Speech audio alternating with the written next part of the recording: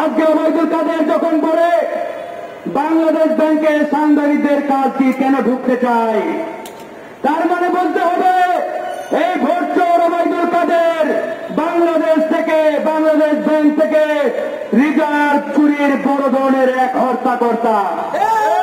এই জন্য ওবায়দুল কাদের চাই না কোন সাংবাদিক।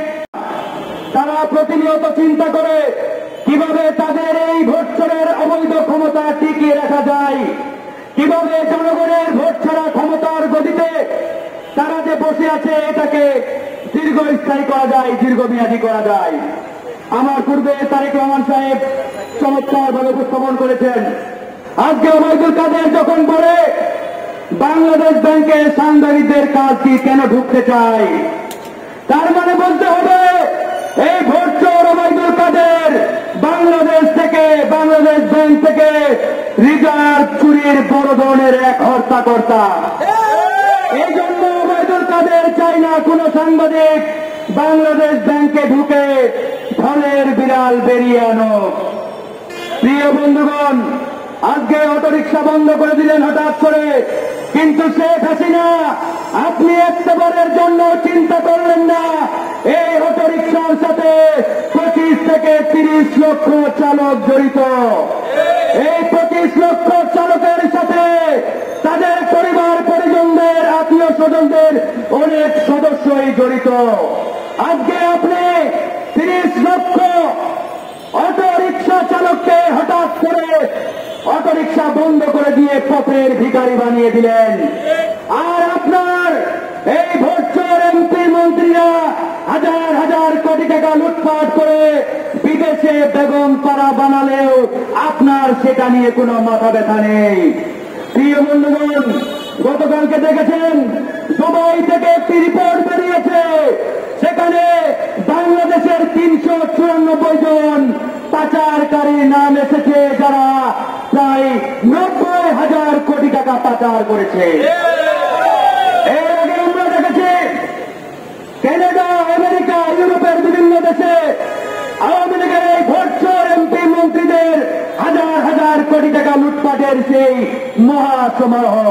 প্রিয় বন্ধুগণ, আজকে এগুলো নিয়ে কথা বলার মানুষ বাংলাদেশে খুব একটা নেই, কারণ অনেকেই মনে করে এগুলোর বিরুদ্ধে কথা বললে আওয়ামী লীগের এই চান্দা পান্ডারা নারাজ হয়ে যাবে। তাই আমরা বলতে চাই আওয়ামী লীগের এই ভোটচোর চান্দা পান্ডাদের বিরুদ্ধে আমাদের রুখে দাঁড়াতে হবে। বন্ধুগণ, আজকে 3 চাকার রিক্সা বন্ধ করে দিয়ে রিক্সা চালকদের পেটে লাথি মেরেছেন। আমরা বলতে চাই এই যে ওবায়দুল কাদের, আপনি 5 কোটি টাকা দামের গাড়িতে চড়ে বেড়ান, জনগণের টাকায়, জনগণের ভ্যাট ট্যাক্সের টাকায় আপনার এই গাড়ির তেলের বইয়ের আমরাই দেই।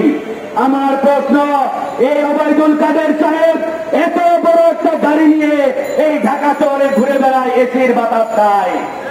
এই ওবায়দুল কাদের গাড়ির পরিপ্রেক্ষিতে ঢাকা শহরে যে পরিমাণ যানজট তৈরি হয়, আমরা বলি তার সিকি পরিমাণ এই অটো রিক্সাদের মাধ্যমে তৈরি হয় না। বন্ধুগণ, আজকে ঢাকা শহরে দেখবেন এই যে যারা প্রাইভেট কার চালায়, এই নামি দামি ব্র্যান্ডের প্রাইভেট কার, এই প্রাইভেট কারগুলোতে একটা কারে একটা মানুষ থাকে। আপনি যদি 1 কিলোমিটার রাস্তা চিন্তা করেন, এই 1 কিলোমিটার রাস্তার মধ্যে কমপক্ষে আপনার 500 প্রাইভেট কার থাকে, আর এই 500 প্রাইভেট কারে 500 জন মানুষ থাকে। কিন্তু আমরা যদি এই প্রাইভেট কার বন্ধ করে দিয়ে এই সরকারি এমপি মন্ত্রী আমলাদের জন্য সরকারি বাস, সরকারি বড় বড় ট্রান্সপোর্টের ব্যবস্থা করতে পারে, তাহলে দেখবেন 1 কিলোমিটার নয় 100 হাতের মধ্যে 3টা বাস দিলে ওই 3টা বাসে 500 জন মানুষ যাতায়াত করতে পারবে। তাহলে ঢাকা শহরে যানজটটা লাগাই, এই ঢাকা শহরে যানজট লাগাই তথাকথিত এই ভিআইপি নামক ওবায়দুল কাদেরের বংশধরেরা। প্রিয় বন্ধুগণ, আজকে আমাদের কথা বলতে হবে, চুপ থাকার সুযোগ নেই। আমাদের যুবনেতা আমিনুল বলেছে 26 লক্ষ ভারতীয় বাংলাদেশে চাকরি করে, আপনি এই 26 লক্ষ ভারতীয়কে বাংলাদেশ থেকে বিতাড়িত না করে অটো রিক্সা বন্ধ করে দিলেন। আমরা শেখ হাসিনার এই সিদ্ধান্তকে ঘৃণা করে প্রত্যাখ্যান করছি।